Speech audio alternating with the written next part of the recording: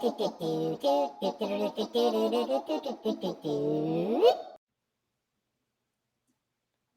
welcome everybody to Live at the Hive Digital Marketing from the Trenches, episode 229.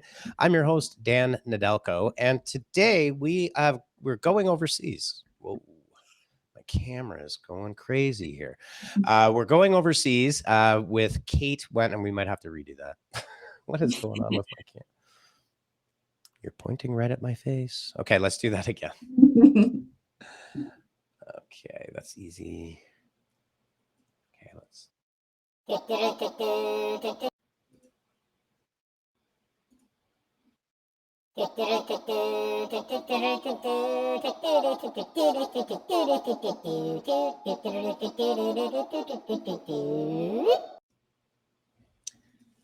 Okay, and welcome everybody to take two. This is the second intro of Live at the Hive Digital Marketing from the Trenches. I am your host, Dan Nedelko.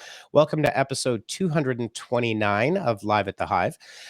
Today, we've got a special guest from the United Kingdom. We've gone overseas to find the best and the brightest. Kate Went is a creative professional, marketing B2B professional. Kate, I'll just throw it over to you to introduce yourself and tell us a little bit about you. And, what we are going to talk about before I do that is how to marry content and creativity to unleash power in your marketing campaigns. And we're also going to talk a bit about a specialty of Kate's, which is company culture and building that. So, Kate, thanks so much for being here. Thanks so much for having me. That's really exciting. Yeah, thank you. Lovely intro. I hope I can live up to it. I'm sure you can. My name is Kate. I have been in marketing for, over 10 years now in a variety of sectors in the UK. I currently work at an employee engagement consultancy in York, in North Yorkshire, in the UK. And prior to that, I've worked in the legal sector. I've worked in construction. I've worked for a laboratory. I've done all sorts of freelance within engineering. And it's been a real mixed bag of different types of companies. I started working for an architect, and I've kind of gone all over the map from there, gaining lots of different kinds of sector experience. And where I am now is the first time that I've actually been in-house in a role. So very different environment, being sort of agency side and fully immersed in kind of the creative side compared to more professional services environments. That's great. And it's something, the more I talk to other marketers about, their journey into marketing, very few people have this like straight line, like, yeah, I decided I wanted to get into marketing. It's this kind of, circuitous route that goes all over the place. And it sounds like that. So, what I'm really curious about is what led you from, and I know you've got a huge creative side. We'll talk a little bit about your pretty amazing illustrations. But what, like, from point A to where you are today, where did you start? What led you into that world of marketing?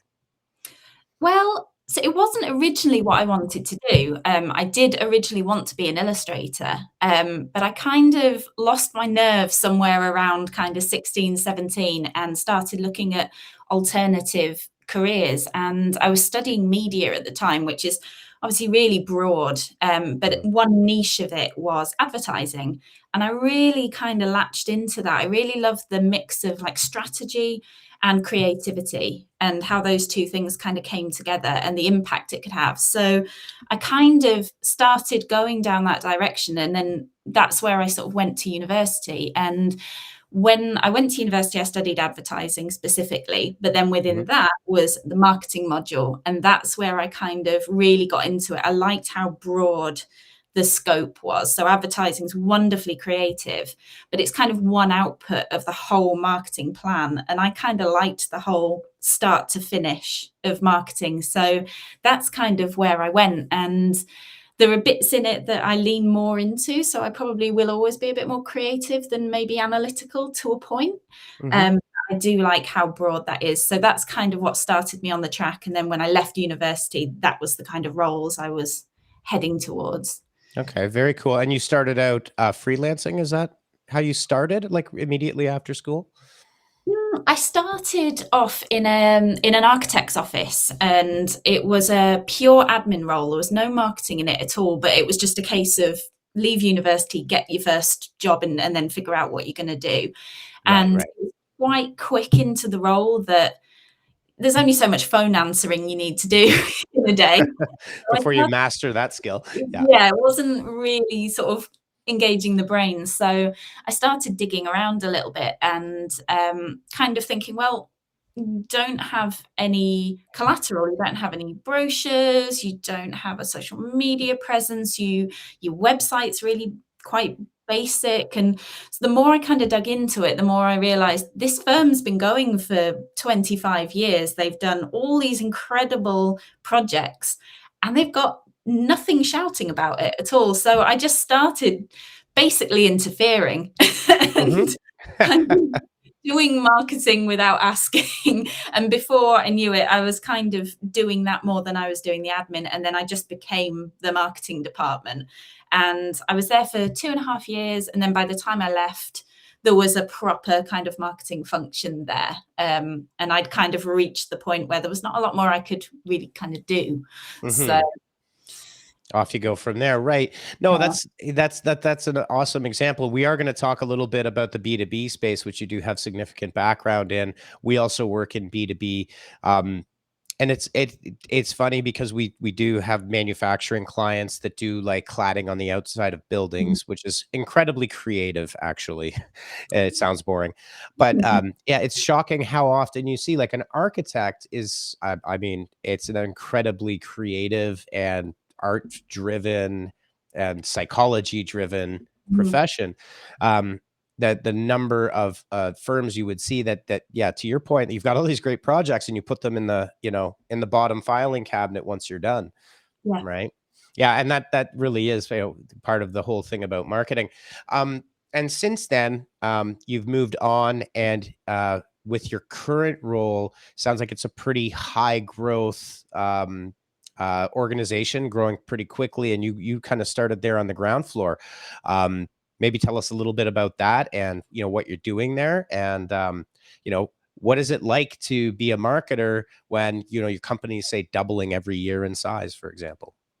Yeah, it's amazing to see how much we've grown, especially in the past 2 years, which, as everybody who's been through the last 2 years will know, that's no mean feat to see any kind of growth during the Mhm. challenges that we've had. But I think it really speaks to the expertise that we have. So we're in the kind of employee engagement, culture, digital transformation space. So we're about making a world of work better, basically. Anything that involves the employee experience, that's something Mhm. that we touch.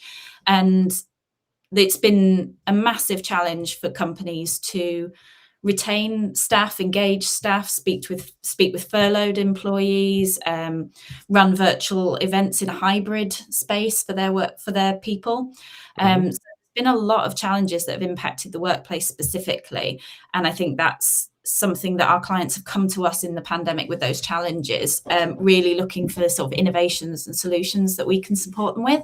Mhm. Because of that, and because of how much that has grown, we too have had to grow to meet that demand. So we've welcomed a lot more consultants. We've welcomed specialists. So we have a behavioral scientist, we have a cultural anthropologist.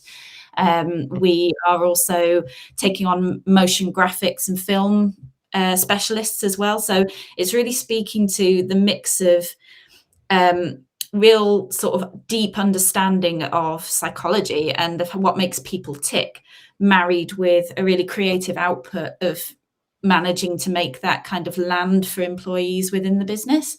Mhm. So it's interesting to see how we've gone from basically a graphic design agency back in the 90s to this full scale consultancy that's doing things for brands around the world now.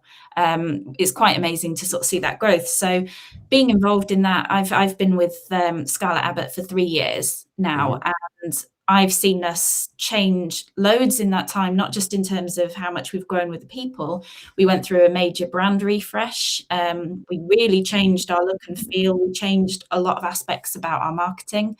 Mhm. Uh, And we're continuing to kind of evolve and learn and build on the stuff that we've learned, particularly over these last 3 years, which have been really challenging. Absolutely, and it sounds like you're marrying, science with that creativity, and it sounds like there's, quite a few people involved in that process. And what's your role specifically within that process? Um, and how do you take, something that a behavioral psychologist, for example, will bring you and turn that into reality? And I mean, I'm sure it's a very detailed process, but maybe just because some of the higher level kind of concepts would be great. Sure. Our structure internally, we're made up of consultants, designers, and writers. And then there are kind of people like me who don't sit within the pods. I'm kind of a floating resource. And I, just as the picture at the top of this says, I am the marketing department. That's true. I am the one person in marketing, but I don't do it without a lot of help from the whole team. There we go. Yeah, that's me. I am the marketing department. Seems kind of passive aggressive, but it's not. Um, yeah, it's a big collaborative effort. I'm kind of the coordinator. I'm a bit like the air traffic control, I suppose, kind of keeping an Gotcha. ear out all the time, like what's going on, what are we working on, what case studies, what are our clients doing, what are our clients asking us, what's happening internally, and then just trying to pick the best of that and marry that with my kind of strategy for the year. So there's usually a skeleton framework for the year, but Mhm. then kind of being reactive to things that are changing and happening around us all the time. So there's a lot of listening going on all the time and a lot of working with specific experts in the business to really understand the problems that they solve for clients and try to simplify that down into the content to showcase really easily and quickly what problems we can solve. And a lot of that is just pointing to things like case studies and pointing to interesting statistics and things like that that showcase how effective using some of these techniques can be. Okay, cool. So it sounds like no two projects are the same. Might be common threads, but when you get down into the details, it's everything is a snowflake there. Yeah. Yeah, very much so. The types of clients that we work with are really broad. So we work with lots of professional services firms that are global. We have you'll probably know the same. There are certain clients that you can't talk about, although being external marketing, you get to talk about them a bit more because we're internal. We are NDA'd all over the All shop over the place. Yeah, fair all over enough. the place and can't mention them. So a lot of the time I sort of go, well, we work with a major social media platform. Can't tell you which one. We work with a major international gaming console company. Can't tell you Mhm. which one. Yeah. But it's really broad. And what's really interesting is, like you say, very different but common threads. We Yeah. see that work that we do for these clients in terms of their workplaces are obviously very different. A law firm is very different to a social media company. But the common Mhm. threads that run through that are the same challenges of how do you keep employees motivated? How do you keep them engaged? How do you keep your company culture strong? How do you offer the types of benefits that people want in a workplace? How Mhm. do you communicate your strategy? How do you upskill your leaders to talk to people better? It's the same challenges, whatever kind of company you have. So that's the sort of thing that kind of pulls all our work together. Oh, excellent. Yeah, so it sounds like the evolution of, there's a foosball table and we have a company restaurant that's for free, which is kind of the startup vision of tech companies, like that's what they do. So it sounds like it's a quite a bit of an evolution from those days to where we are today. Yeah, very much so. Very much.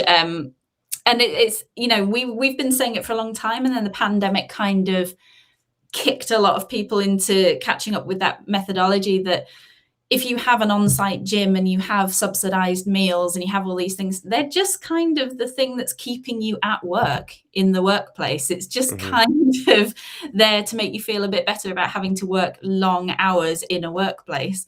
Those aren't necessarily the benefits that people want. So Yeah, yeah, that is the big criticism of the Googleplex, right? Where you can yeah. literally live there and not have to go. So that's all fascinating. I just want to do a little bit of a pivot, and then we'll come back to company culture because I feel like we could talk about this for the entire run of the show. Um, but you've got this huge background in B2B marketing, and I know that's something that we talk about a lot. Um, and you know, B2B can seem to be one of the most boring things in the world, depending on what you're working on. And infusing creativity can be a huge challenge.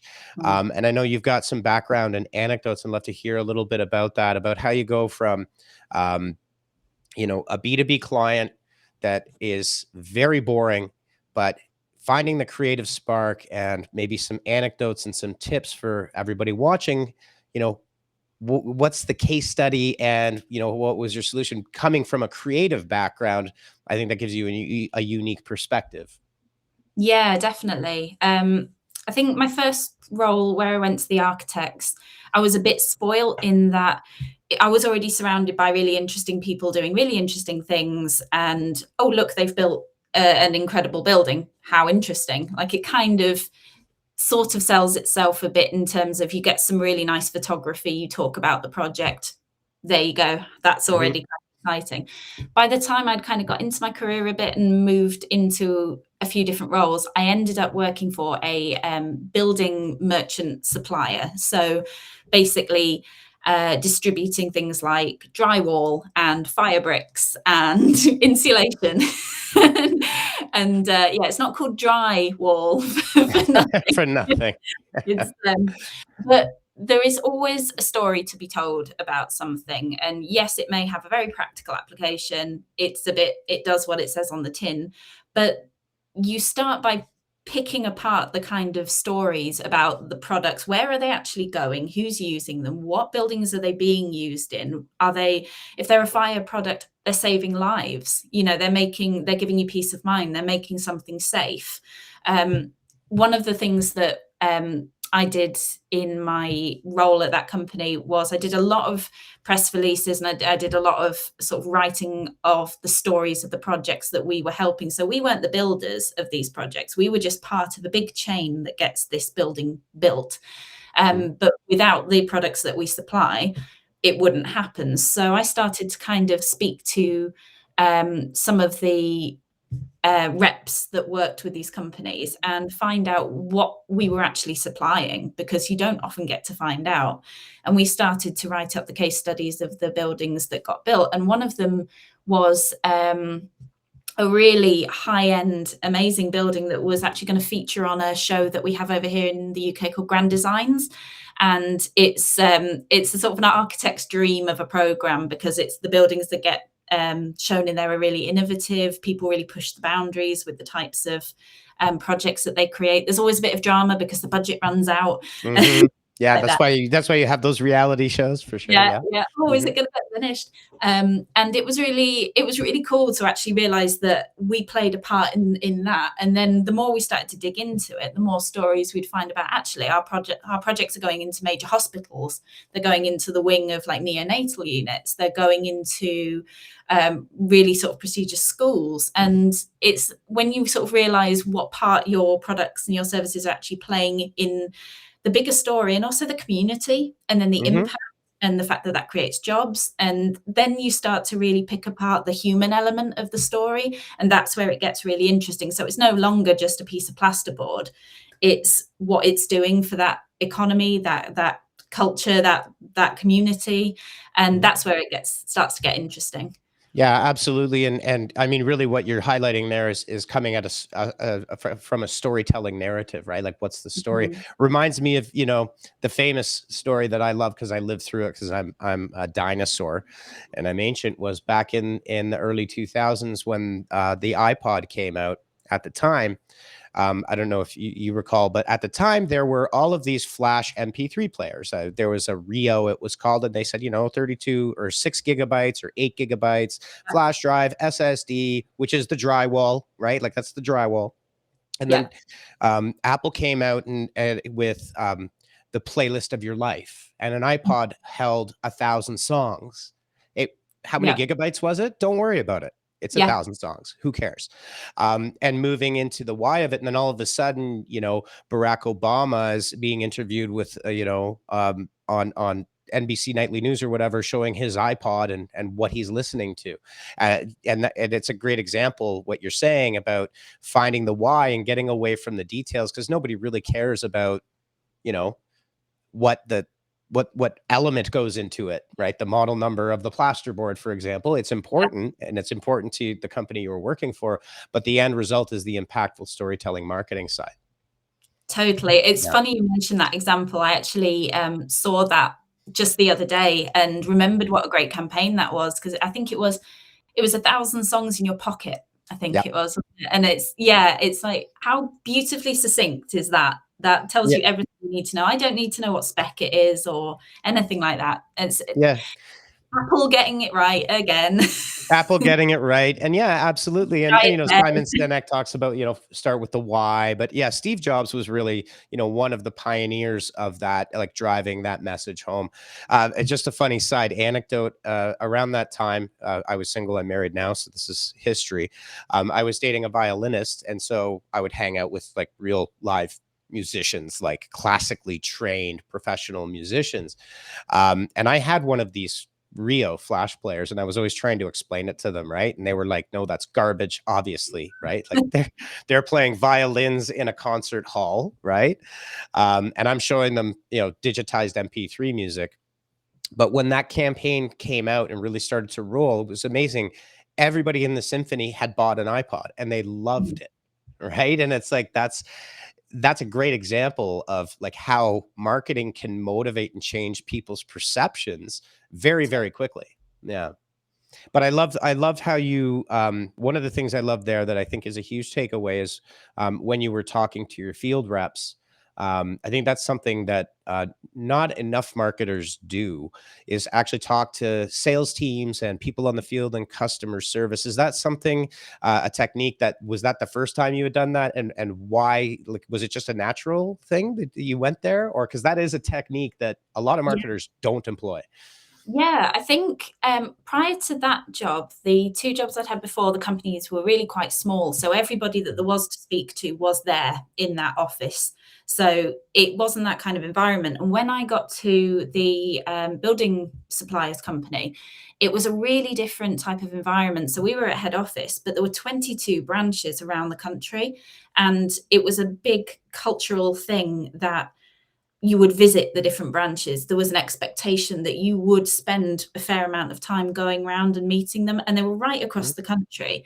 And there was a sense that they didn't want any us and them between the branches. A bit of healthy competition is fine for, you know, comparing sales figures and all of that stuff, but in a motivational sense. But they didn't mhm, want any kind of silo, and they really didn't want that between the branches and head office. So a lot of time, particularly for us in our sort of marketing team of 3, as we were at the time, mhm, was getting out and about and speaking to people, picking up the phone. And a big part of my role in that was actually the internal communications. So uploading these kinds of stories on our intranet, writing for our internal news magazine that would land on everybody's desks. And that was a huge thing to be involved in. That was the first taste I'd really had of internal communications. We mhm, launched this internal newspaper. It was sort of somewhere between a magazine and a newspaper. And the point of it was that not everybody had phone access. You had people in the warehouse, you had the drivers out on the road. This was something physical that could go into every branch, every warehouse, every canteen. People could pick it up. They could see what's going on in the different branches. They could read some stories, like I said, about, you know, where are our products going? What part are we playing in that chain? And feel really proud about it. And the mhm, feedback we get is a lot of people were taking these home to their families and saying, look, you know, that's our branch. That's what we do. Like, we were voted branch of the month or whatever. And mhm, here's some stuff, or we got a profile. And that really opened my eyes to the power of the people in your organization and what part that plays in your marketing.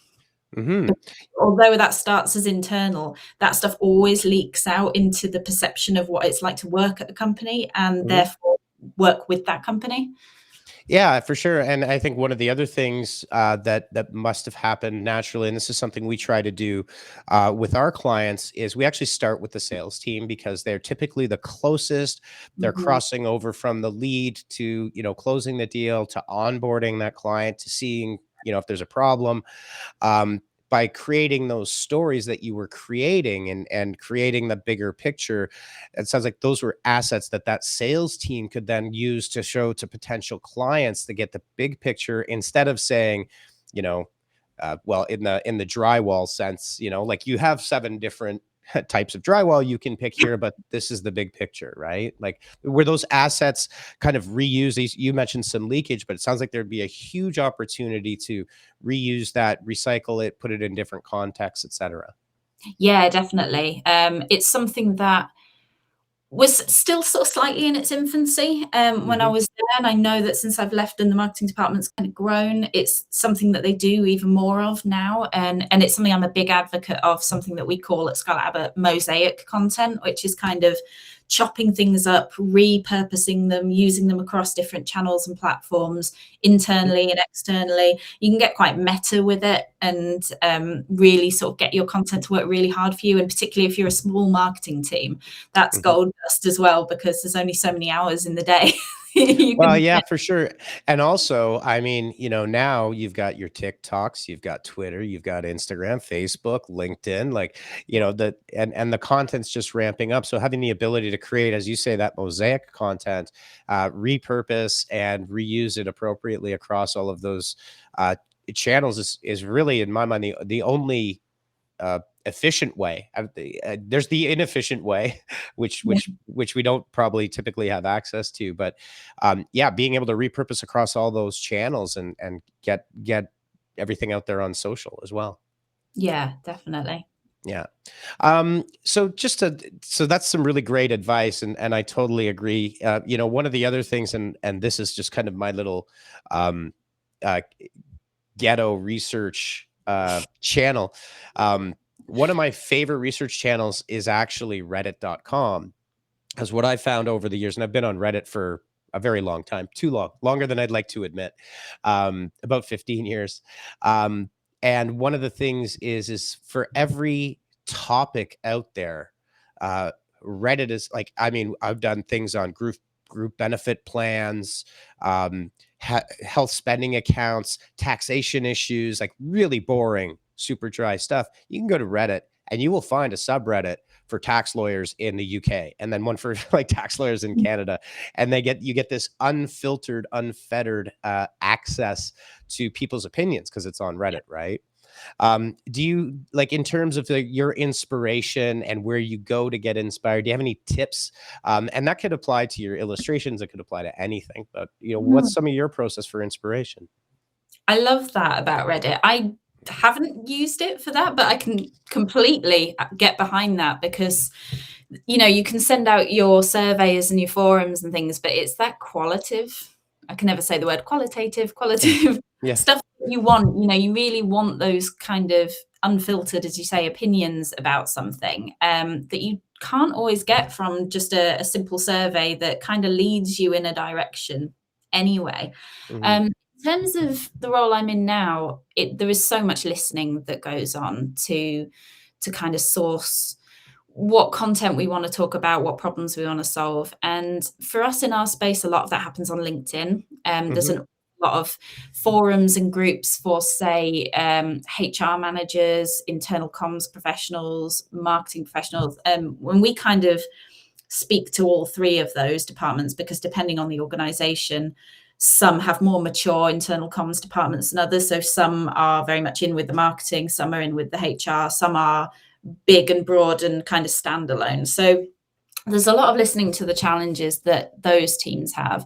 Hmm. And there's a lot of listening to the reaction to things that are happening in the news from general public opinion when it comes to things that impact the world of work. So for example, over in the UK, one of our transportation companies, ferry company called P&O, they went rogue recently and fired massive chunk of their workforce suddenly, overnight, with no communication whatsoever. So they were Hmm. just fired. They were told over a recorded Zoom call, with no ability to ask any questions, no recourse, nothing. Horrible example of leadership, poor leadership, bad company culture, all of the stuff that, you know, we would not advocate to do.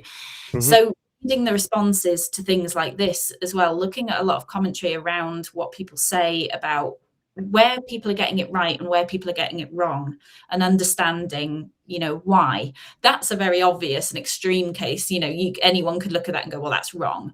But there's Yeah. a lot of nuance and a lot of examples that aren't as strong as that. And there's a lot of listening that goes on to kind of understand what's happening in the world, the response to the way the world of work is changing. For example, the return to work, the return to office. Yep. How are people feeling about that? How do employees feel? Do they want to go back? Do they not? Do they want the choice? Where does that lie? And that informs a lot of content that we have. A lot of webinars we do, a lot of podcasts, a lot of content that we put out, trying to understand and constantly shift to what the mood is around these sorts of topics, and then go, okay, right, well, we understand that actually in that case, it really is a bit of a split. Some people do want to go back, some people don't. How does that impact the employer? What challenges is that going to put on them? And therefore, how can we help in either instance? If you're going to have people not wanting to come back, how can we protect your company culture? How can we help you thrive in a hybrid world? How can we help you upskill to meet some of the challenges that might present for you? And that's really rich information that we can get just from listening, which in any marketer's toolbox really is to listen more than you speak. Exactly. No, and no, that's amazing advice. I mean, from our personal perspective at Honeypot over the pandemic and over having to lock down and you weren't allowed in the office. I'm lucky enough that our team is small enough that I could just go around the table with everybody and have one-to-ones and basically just ask, what do you want to do? Like, are you and overwhelmingly 100%. Everybody loved the work-life balance of working from home. We were lucky in the sense that, and I'll touch on this in a second, but we were already very much remote capable. Like everything is in the cloud. We had used Slack for years before that as part of our culture. We did do obviously daily stand-ups and things in the office, but turning that into a virtual experience was pretty easy for us because most of our clients are not physically located where we are. But it's interesting at that time, especially early on, amazing the number of companies that just said, go home, but had no cultural infrastructure to support what going home meant. And then there were some organizations that I even spoke to that, people were quitting because like they just had no communication. Because the company just wasn't tooled for it. So that's also something that you work with companies on, is that hybrid and online approach. And culturally, you need to change and pivot towards that, right? Yeah, it's a massive challenge. When it really did feel like one day we were all in the office, the next day pick up your stuff and go home. And we were really fortunate, like you, that we had been using Teams for a long time. We were very sort of adept at being able to work out of different locations, and we've managed to flex to that really, really well. But we had clients, in the legal sector who are very sort of rigid's not the word, but just really established in their working practices, and it being geared around a physical location. And also there's a lot of security that goes with that as well. Your files, the protection of your documents, that's all on site. So that's and legal compliance, right? Yeah, a huge challenge before you even get into the cultural side of that. So there was a lot of work that we did from a digital transformation point of view. Our head of digital, Tony Stewart's, just an absolute whiz kid when it comes to this stuff. And I think he spent quite a lot of the early pandemic doing a lot of hand-holding with clients around how on earth are we going to make this work? And, fortunately for a lot of companies, it wasn't a case of having to beg for the budget. It was, let's throw the money at the tech solutions, but it was, how do we get this right? How do we make sure we actually choose the right thing and implement it well? In terms of the culture side of it, it was very much let's listen on a daily, weekly basis to how your people are feeling. Let's make sure that your leaders are really present. Let's make sure that they are really accessible and making themselves available. So a lot of vulnerability came through, I think, which kept cultures together. When your leaders kind of appearing on screen and going, hi everyone, like, I hope you're all okay. I'm in my living room, you're in your living rooms, this is all a bit weird, we don't really know what's going on, but we'll keep letting you know. That honesty and that authenticity, I think, was incredibly important when it came to making people feel connected. Yeah. There Mhm. was uncertainty.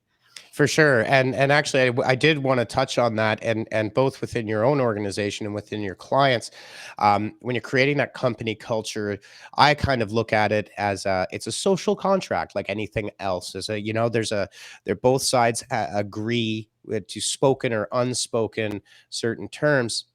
And I think, one of the interesting things, and you touched on it, especially in more traditional organizations, was, the VP may have been sitting in a corner office before, and you wouldn't know that, she's got two kids at home, Mm, 2 and 5 years old, but working from home environment, it really flattened a lot of things, I think, and brought people together to say, "Oh, well, our VP has, her kids ripping up her office or walking in the middle of a meeting."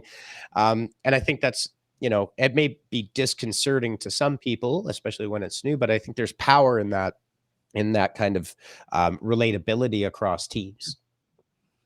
yeah, definitely. And I think now that you've seen it, the genie's really out of the bottle. We can't go back Mhm. necessarily to the way things were. We've had that peek behind the curtain, that something a bit more real and a bit more authentic. So, and I think people respond well to that, and that's something we don't want to lose as we start to kind of shape what normal looks like post pandemic. However hybrid that split might be in your organization, there are Mhm. certain things that we should keep, and that kind of authentic leadership visibility, I think, is something that's high on that list. So where previously we might have had very glossy, over engineered messages from leadership, coming down from the ivory tower with a very polished message on video, Yep. now it's time for real town halls. It's get out and about. If you can't get on the video call, schedule time to chat with your people, keep Mhm. it real. Really, I think that's what people want.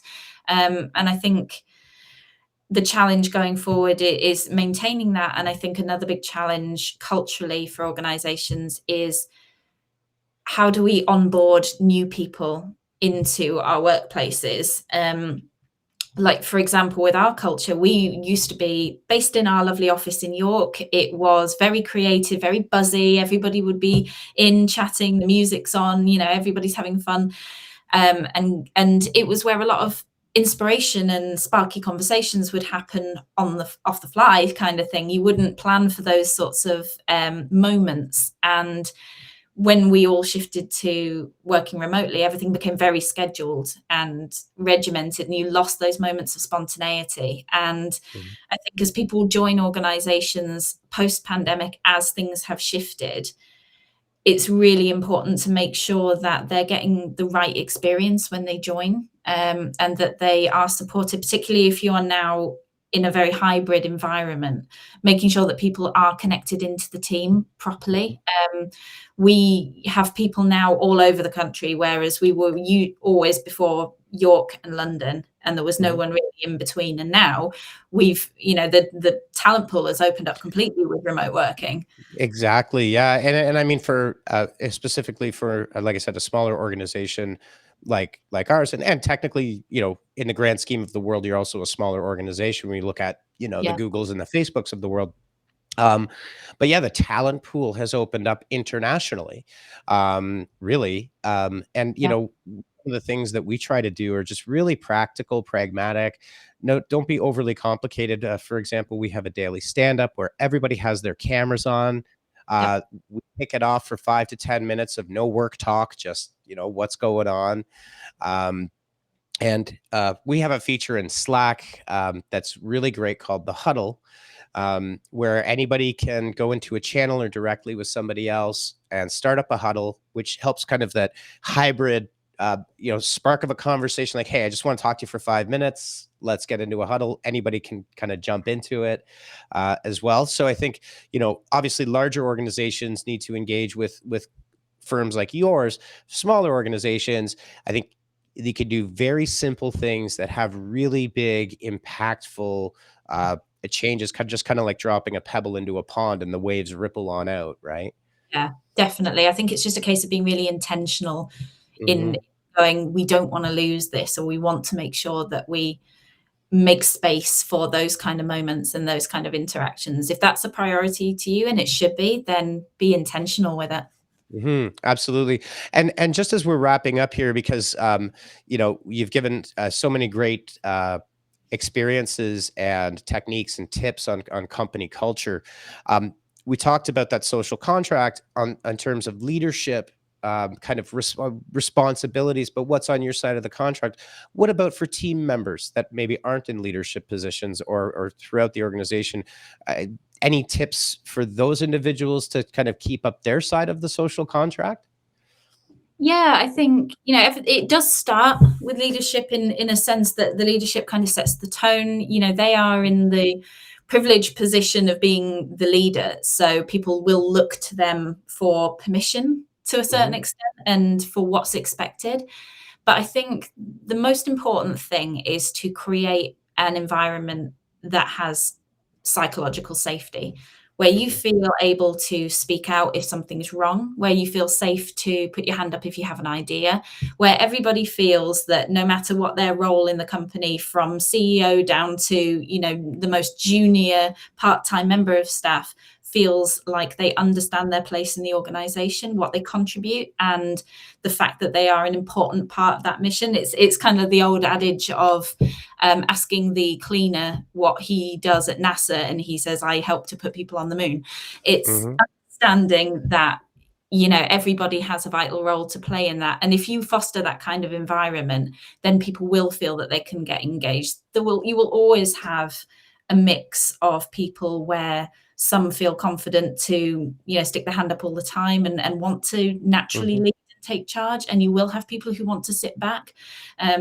Personality types naturally go into different areas of involvement within the team, and that's what makes a team good. You don't want a whole gaggle of people that are fighting for attention, nor do you want an entire team of quiet introverts. It does take that mix. But I think the most important thing is for a leader to set the tone and for Mhm. everybody to communicate and to keep talking and to have a sense of pride in their workplace that they are all involved in and understand their role in that. And that helps to foster a safe environment where everybody can get involved. Absolutely, I would 100% agree with everything you're saying, and like I said, in terms of how I try to conduct myself within Honeypot, I've done a lot of reading on psychology and these kinds of things, and coming out of it are just a few really simple things that can help foster those safe spaces. Is if you make set a meeting with somebody and you say, I want to have a one on one, don't leave an empty meeting description. Don't just say, I want a one on one with you, because if you're in a position of leadership and you're talking to a newer junior member, you're going to terrify that person in the interim between meeting with them. Right. Is Yeah. so one of the things I try to do is book one on ones that says, hey, this is off the record. This is you and I. This is between you and me. You can say whatever you want, and we can go and deal with that. Um, and then you can have other huddles, which are, well, let's talk about this project, but there's always a background. So if it's a Slack or a Teams message, it's not, hey, can we chat? Because then it's like you hear the background. Yeah. Right? Like, can we chat in an hour? Well, you've just destroyed that person's hour because you know that they're mentally off. But if it's, hey, are you free in an hour just to talk for 15 minutes about how you're feeling and how you think the specific project is going or whatever it might be, Mhm. just let me know. Then I think you foster a sense of like, okay, I know what's coming, Yeah, right? Um, totally. and And oh, sorry, go on. no, go ahead, go ahead. And you just reminded me of something that we've just finished actually, which sits really nicely between the psychological safety and the onboarding in hybrid. Mhm, Um, I'm really passionate about the employee experience and how that starts before somebody's actually joined the company. So it starts with, the job advert that you see. It's the interview that you have. It's the impression that you get on the social channels and the website and what you know about that company and what other people say on Glassdoor, and all of that stuff kind of comes together to form your opinion of a workplace. And mhm, when you come to an interview at ScarlettAbbott and fortunately you get offered the job, you then have that period of time where you've accepted the job, but you can't start yet because you're working out your notice period. So you're in this kind of limbo of leaving your previous job. You've not started with us yet. There's excitement, but there's also a bit of trepidation. I've only Mhm. seen a bit of this company. What's it really going to be like? Am I going to fit in? All of that stuff. So we've just created a really nice online publication that gets sent out with a link to someone before they start. And you click onto it and it takes you into this lovely sort of interactive document that basically says, welcome to the team. Mhm. Here are some things before you join us. And there's some welcome videos from the leadership team. There's some stuff to help you get to know the team. There's a jargon buster in there, which because agencies are absolutely full of acronyms Yeah. and sort of language and things like that. So there's a really helpful jargon buster. There's things like where's good to get lunch around the office, how are you going to get to the office on your first day, like all those things. And it's hopefully giving this sense before you've even joined us of what we're all about. You Mm. feel like you know some faces before you've actually started. You know what kind of work that we do, and you've just had a bit of a taster, so it's not going in completely blind on your first day. And Mhm. I if you can do something like that to set the tone in your organization before you start, you're onto a winner with people. That's amazing advice, and I want to steal the idea of new hires getting personalized videos from leadership and from the team as well. Mm. Um, that's fantastic, and that would also work. I think one of the other key points as we just kind of wrap it up is, you'd love to have a 100% retention rate at all times for both your clients and your team, but we all know that that's not 100% realistic, especially today. But also a process as people move on into new roles and leave the company, right? I think that there's a lens that culturally you want to put on with the team is to provide reassurance. And I think fundamentally, as human beings, the majority of human beings just don't like change, right? I Yeah. like the way things are here, and when change comes, I get nervous, I get anxious. It Mm. affects the rest of my life. Um, but having also that transition for people that are outgoing, and that's a good normal process. I don't want to use the other analogy, which is like end of life, because that's a little dark, but like it is a normal process in a professional workplace that people are going to move on and people are going to come on board. Definitely, it's a whole of life thing from onboarding to offboarding, and Mhm. offboarding is a process that I think does really get overlooked because people hand their notice in, and it's kind of like, well, there's no point investing in them anymore. They're going, which is a really wrong-headed way of looking at it. In terms of the change, I've got to say something that our boss always says because Mhm. we always say, "Oh, people hate change," um, and then she says, "Well, if people hated change, they'd never play the lottery." Mhm. Because that's probably one of the biggest changes you could have in your life if you won. It's not the change that people fear, it's the uncertainty, Yeah. um, which is such a good way of looking at it. Like, we are more resilient than you think. We can handle change. It's how change Mhm. is communicated to us. And in terms of offboarding, there's a lovely example from credit card company Monzo in the pandemic, when they knew that they were going to have to lay off quite a lot of members of the team. They created a sort of microsite section on the website to advertise the people that were going to be losing, and to sort of basically say, here are some of the stars from Monzo and what they've done for us and all their skills. Snap Mhm. them up. They're really talented people. We don't want to lose them, but please check them out. And I think that's an amazing example of a company doing something to advocate for their people and make sure that they move on to another great opportunity. Mhm. Yeah, no, that's a fantastic example, and I did see that and a bunch of other examples. Um, I think one of the things that the pandemic has in like you say, the opening up of the workforce, which a lot of companies are taking advantage of, is actually this notion that an us versus them in a company, and when a company lays off, that the leadership somehow relishes this, which is never the case, or at least not that I've ever seen. No leader would ever be like, okay, yeah, I get to lay off 30% of my workforce. It's just never really been communicated openly that this is like, this is not something we want. And that's an amazing way to turn the perception around of this kind of heartless corporation that doesn't really Yeah. care by doing those kinds of making those kinds of efforts in the offboarding. Yeah, because I think you can have, you could have had an amazing 10 years at a company, and the last 2 weeks can sour the whole thing if it goes wrong. And I often say to people, we live in a time now where we review our work experiences on Glassdoor like we review our meals on TripAdvisor. So, Yeah.